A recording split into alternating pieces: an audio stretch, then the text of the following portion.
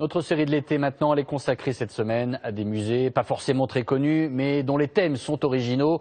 Aujourd'hui, Sarah Bernuchon et Guillaume Beaufils nous entraînent au sein du Grand Orient de France à la découverte de la franc-maçonnerie, un lieu chargé de secrets et d'où émane une ambiance particulière. Parmi les sociétés de ce quartier, il en est une réputée secrète qui s'affiche au grand jour. Il suffit de pousser la porte du Grand Orient pour découvrir le musée de la franc-maçonnerie.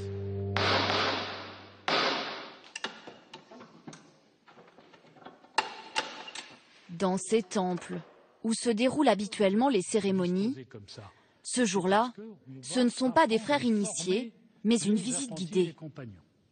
Alors maintenant, je vais vous parler du secret maçonnique. Tada! J'ai le droit de vous dire, Achille Zavata, John Wayne, bien sûr Mozart, étaient francs-maçons. Ils sont morts. Je ne dévoilerai jamais un frère de son vivant. Un secret qui fascine depuis des siècles. Des symboles et devises bien énigmatiques pour les visiteurs profanes. La franc-maçonnerie, on entend parler depuis toujours. Et pour une première fois, on peut y pénétrer. Moi, c'est mon rêve depuis plus de 30 ans. Et j'avoue que c'est impressionnant. Ce petit côté mystérieux ne me déplaît pas. Pour percer un peu le mystère, rendez-vous au musée. Loin des légendes, la franc-maçonnerie est parfois plus accessible qu'il n'y paraît. Saviez-vous que la Statue de la Liberté est l'œuvre d'un Français franc-maçon, le sculpteur Bartholdi? Il y a des symboles comme celui-ci qui résument bien tout le sens de l'engagement des francs-maçons. Et la liberté éclairant le monde, c'est aussi le message pour un monde meilleur. Plus étonnant encore, certaines expressions de tous les jours viendraient en fait des cérémonies maçonniques, comme par exemple boire un canon. Je vous présente un verre canon. Boire un canon, c'est une expression des loges maçonniques militaires, bien évidemment. On portait des santés, des toasts, et lorsqu'on avait bu la santé, on claquait le verre sur la table, comme ceci, en faisant le bruit du canon. Et c'est la raison pour laquelle le verre a un double fond très épais pour éviter de le briser. Autre expression tirée des loges, se faire blackbouler.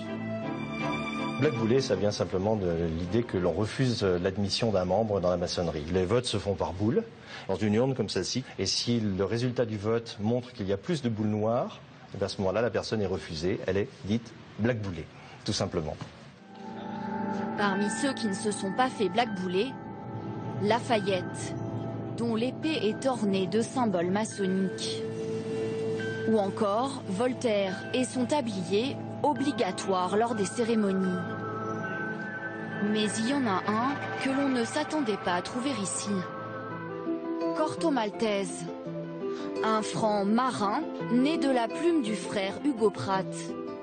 Dans ce temple très contemporain, une bande dessinée plus vraie que nature. Décryptage d'un rituel initiatique, version papier. Les coups de maillet,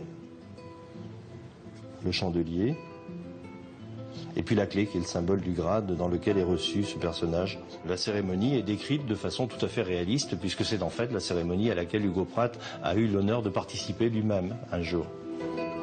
Si vous n'avez pas forcément envie de vous faire initier, mais que vous voulez quand même percer quelques secrets, n'hésitez pas à venir flâner dans ce musée.